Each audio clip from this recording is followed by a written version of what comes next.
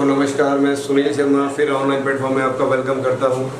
और लास्ट हमने एक चैप्टर को ख़त्म किया था रिलेशन फंक्शन, और आज एक नया चैप्टर लेकर आ रहा हूं आपके सामने, कॉम्प्लेक्स नंबर एंड क्वाड्रेटिक। इससे पहले कि आप इसको पढ़ें उससे पहले हमने कुछ ऐसे नंबर पढ़े थे प्रीवियस क्लास के अंदर, जैसे नेचुरल नंबर आपको पता है 1 2 3 4 5 6 1, ये नेचुरल नंबर होते हैं।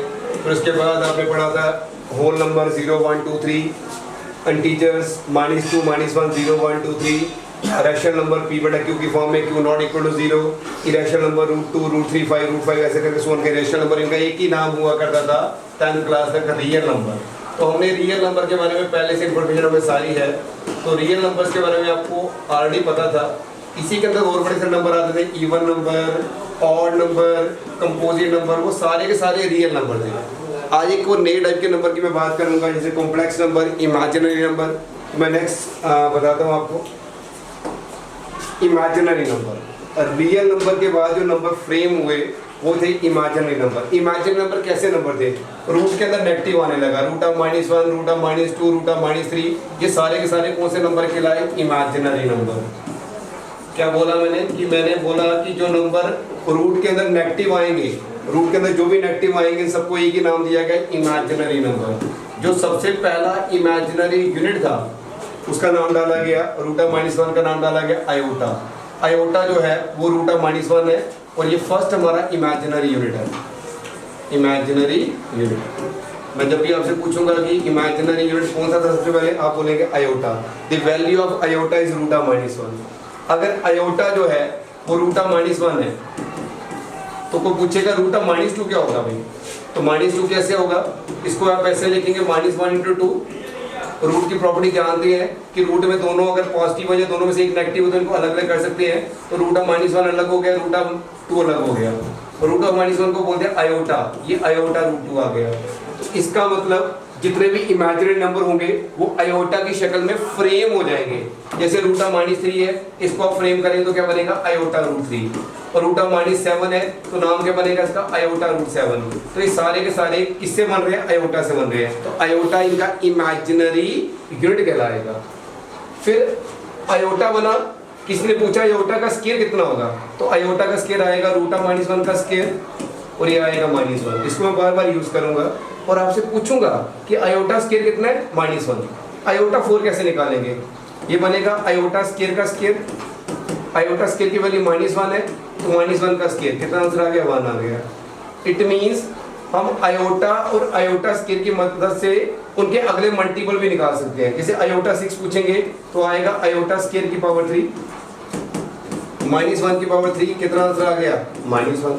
आयोटा 8 पूछेंगे तो आएगा आयोटा स्केयर की पावर 4, ये कितना आएगा? -1 की पावर 4, कितना आंसर आ गया? 1। एक और चीज सीखने को मिल रही है यहाँ पे कि जितने 4 के मल्टीपल्स है ना वो आंसर 1 दे रहे हैं। मैं आगे भी दिखाता हूँ आपको। जैसे किसने पूछा आयोटा 100 तो कितना आएगा? आयोटा स्केयर की पावर 50। आयोटा स्केयर तो -1 होता है ना, तो -1 की पावर 50 कितना आ जाएगा? ये कितना आ जाएगा? ये 1 आ जाएगा। तो इस पूरे कंक्लूजन के अंदर हम ये सीख पाए जो आयोटा के मल्टीपल्स आ रहे हैं, पर आयोटा के मल्टीपल्स अगर 4 के मल्टीपल्स हुए तो वो आंसर 1 देंगे। तो ये बड़ी बार ऑब्जेक्टिव आता है कि आयोटा अगर की पावर 4n होएगा, आयोटा की पावर अगर 4n होएगा तो क्या आंसर आएगा? 1 आएगा। ये बात आप याद रखेंगे। और इसको हम यूज कहाँ पे करेंगे? इमेजिनरी नंबर को हम यूज कर सकते हैं क्वाड्रेटिक इक्वेशन के अंदर। किसी भी टाइप की क्वाड्रेटिक इक्वेशन को सॉल्व करने के लिए इसको यूज नहीं कर सकते। सब ओके? क्योंकि 10th क्लास में हमने पढ़ा था रियल नंबर्स भी क्वाड्रेटिक इक्वेशन के अंदर यूज होते थे। इमेजिनरी नंबर भी यूज होंगे, पर इमेजिनरी नंबर तब यूज होंगे अगर डी की वैल्यू जो निकालोगे आप वो आंसर >0 आ जाएगा, तब इमेजिनरी का कॉन्सेप्ट यूज होगा। अदरवाइज ये कॉन्सेप्ट जो है ऐसे क्वेश्चन को सॉल्व नहीं करेगा। मैं एक एग्जांपल से समझाता हूँ आपको। ठीक है, एग्जांपल पे चलते हैं। मान लो ये क्वेश्चन आ गया क्वाड्रेटिक इक्वेशन का, 10th क्लास में ऐसा क्वेश्चन पढ़ा हमने।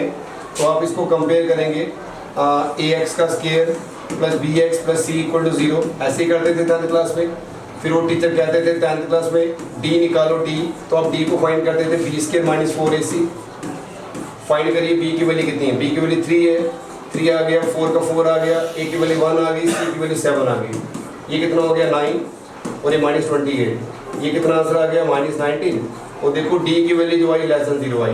पर 10th क्लास जैसे उसकी प्रीवियस क्लास आपने जो भी पढ़ी है उसमें डी की वैल्यू जो आती थी वो ग्रेटर देन इक्वल टू 0 आती थी, या इक्वल टू 0 आती थी, या खाली ग्रेटर देन 0 आती थी। पर इसमें डी लेस देन 0 आता था। और अगर डी लेस देन 0 आता था प्रीवियस क्लास के अंदर तो टीचर कहते इसके आगे सॉल्व नहीं होता था। वो कहते थे और रूट्स आर इमेजिनरी और क्वेश्चन को वहीं पे छोड़ देते थे, क्वेश्चन को वहीं पे छोड़ के आगे निकल जाते थे कि बेटा ये सॉल्व नहीं होता। पर आज इस कॉन्सेप्ट से हम ऐसे क्वेश्चन भी सॉल्व करेंगे। रूट्स आर इमेजिनरी और x का फॉर्मूला वही होता था जो 10th क्लास में था। x इक्वल टू कितना आएगा -b plus minus root of d upon twice a। याद है माइनस का माइनस आ गया। b की वैल्यू कितनी है, b की वैल्यू आपने निकाली है, b की वैल्यू 3 है तो हमने 3 डाल दी, plus minus root of d की वैल्यू -19 आ गई और ये ट्वाइस का ट्वाइस आ गया। a की वैल्यू 1 आ गई। और आपको मैंने बताया था भी कि ये प्लस माइनस ऐसे आएगा, रूट ऑफ -19 को बोलते हैं आयोटा रूट 19 और अपॉन 2 आ गया। इट मीन्स कि जब जब रूट्स इमेजिनरी होंगे, प्रीवियस क्लास कहती थी आगे क्वेश्चन सॉल्व नहीं होता, लेकिन इस क्लास के अंदर हम ऐसे क्वेश्चनों को भी सॉल्व कर पाएंगे जब d लेस देन 0 होगा। और सॉल्व करने की टेक्निक ये होगी और रूट ऑफ -19 को हम आयोटा का नाम देंगे तो आंसर आएगा आयोटा रूट 19। उसकी मदद से हमने ये x की वैल्यू को निकालना सीखा भी। तो ये एक और टाइप के नंबर हमने पढ़े, इमेजिनरी नंबर हमने पढ़े। और इसी की मदद से एक मैं नया नंबर फ्रेम करने जा रहा हूँ, कॉम्प्लेक्स नंबर। कॉम्प्लेक्स नंबर क्या है, ये रियल नंबर और इमेजिनरी नंबर को मिलाकर बनाया गया। रियल नंबर तुमने 10th क्लास में पढ़ा, इमेजिनरी नंबर तुम अभी पढ़ रहे हो। मैं दोनों को मिला के एक नया नंबर फ्रेम करने लगा हूँ। एक ऐसा नंबर जो इस फॉर्म में दिखे, a number is in the form of a plus iota b। आप बोलेंगे सर a क्या है, a और b दोनों रियल है, लेकिन b आयोटा से मल्टीप्लाई हो रहा है इसलिए इसको इमेजिनरी नंबर बोल देंगे। मैंने क्या बोला, b रियल है बट b जब आयोटा से मल्टीप्लाई होगा तो ये कहलाएगा इमेजिनरी। तो सिंपल भाषा में ये बोलेंगे जो number a plus iota b की शक्ल में दिखने लगे वैसे नंबर कहलाएंगे कॉम्प्लेक्स नंबर। और ये हमारे चैप्टर का नाम भी है, कॉम्प्लेक्स नंबर एंड कोऑर्डिनेशन। मैंने आपको पिछली स्लाइड में दिखाया, वहां पे क्वेश्चन को सॉल्व करवाया कि कैसे कोऑर्डिनेशन को सॉल्व किया जाता है इमेजिनरी नंबर की हेल्प से। और आज हम कॉम्प्लेक्स नंबर की बातें करेंगे यहाँ पे। तो सुनिए, कॉम्प्लेक्स नंबर एक ऐसा नंबर है जो number a plus iota b के फॉर्म में दिखेगा। लेकिन मैंने एक अच्छी बात बोली कि a रियल है, b रियल है, बट b आयोटा से मल्टीप्लाई हो रहा है इसलिए इसको इमेजिनरी बोलते हैं। कॉम्प्लेक्स नंबर बन गया। उसके बाद कॉम्प्लेक्स नंबर को हमने डिनोट करना था। कॉम्प्लेक्स नंबर को डिनोट किससे करेंगे, कॉम्प्लेक्स नंबर को हम डिनोट करेंगे z से। हम इसको z से डिनोट करेंगे। और सो z किसके बराबर आएगा, z आएगा a प्लस आयोटा b।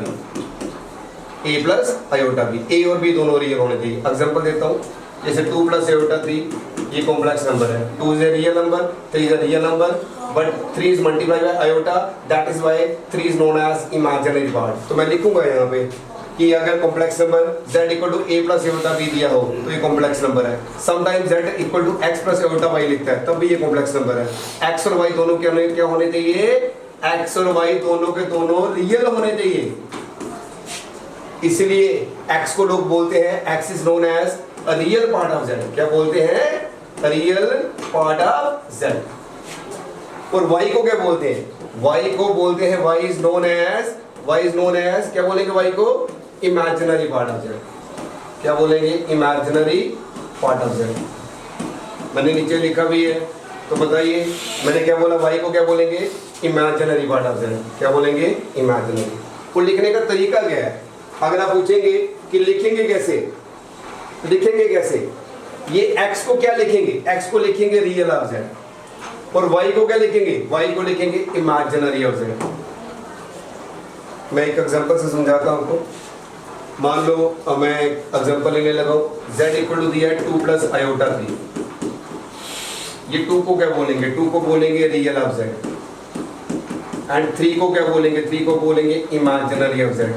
तो 2 is known as real of z and 3 is known as imaginary of z। Sir iota नहीं आएगा। अगर आपने इमेजिनरी लिख दिया तो इसका मतलब कि 3 जो होगा वो इमेजिनरी के साथ ही है।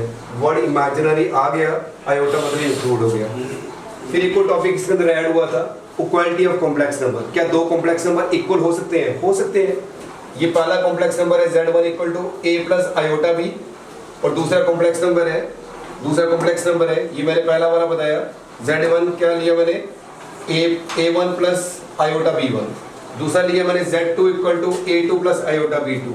ये दो कॉम्प्लेक्स नंबर है, ये इक्वल हो सकते हैं पर तभी इक्वल होंगे अगर A1 जो है वो A2 के बराबर हो जाए और B1 जो है वो B2 के बराबर हो जाए। मतलब रियल पार्ट रियल के बराबर हो जाए, it means real of Z1 किसके बराबर हो जाए, रियल ऑफ Z2 के बराबर हो जाए। और दूसरी भाषा में यहाँ पे बोलूँ कि इनके पहला वाला पहले के बराबर हो जाए और दूसरे वाला दूसरे के बराबर हो जाए। इसी तरह से मैं ये कह सकता हूँ imaginary of Z1 imaginary of Z2 के बराबर हो जाए तो ये दोनों कॉम्प्लेक्स नंबर इक्वल हो जाएंगे। ये बात याद रखिएगा। ये कॉम्प्लेक्स नंबर एक 2 प्लस आयोटा 3, अगर ये किसी के इक्वल होना चाहता है तो दूसरा वाला नंबर भी 2 प्लस आयोटा 3 होना चाहिए ताकि रियल वाला रियल के बराबर हो जाए और इमेजिनरी वाला इमेजिनरी के बराबर हो जाए। तो मैं नेक्स्ट एक स्लाइड में बताता हूँ आपको एक छोटे से क्वेश्चन के साथ। सपोज ये कॉम्प्लेक्स नंबर दिया है 2 plus iota 3 x plus iota y। आप बोलेंगे x कितना निकलेगा, y कितना निकलेगा। तो x plus iota y 2 plus iota 3 के बराबर है, तो ये तभी पॉसिबल होगा अगर x जो है वो 2 के बराबर हो जाए, y किसके बराबर हो जाए, 3 के बराबर हो जाए। ये बात याद रहेगी। फिलहाल आज के लिए इतना ही है। तो मैंने अभी जो बातें करी आपके साथ, कॉम्प्लेक्स नंबर क्या होता है, कॉम्प्लेक्स नंबर का रियल पार्ट क्या होता है, इमेजिनरी पार्ट क्या होता है, दो कॉम्प्लेक्स नंबर इक्वल क्या होते हैं, ये बातें करी हमने। नेक्स्ट हम इसके आगे बातें करेंगे इक्वालिटी ऑफ कॉम्प्लेक्स नंबर के बाद addition of 2 complex number, subtraction की बात करेंगे, मल्टीप्लिकेशन की बात करेंगे, वो नेक्स्ट वीडियो के अंदर करेंगे। तब तक के लिए आप उसको देखिए, सीखिए और इस वीडियो को शेयर करिए, लाइक करिए, सब्सक्राइब करिए। Thank you.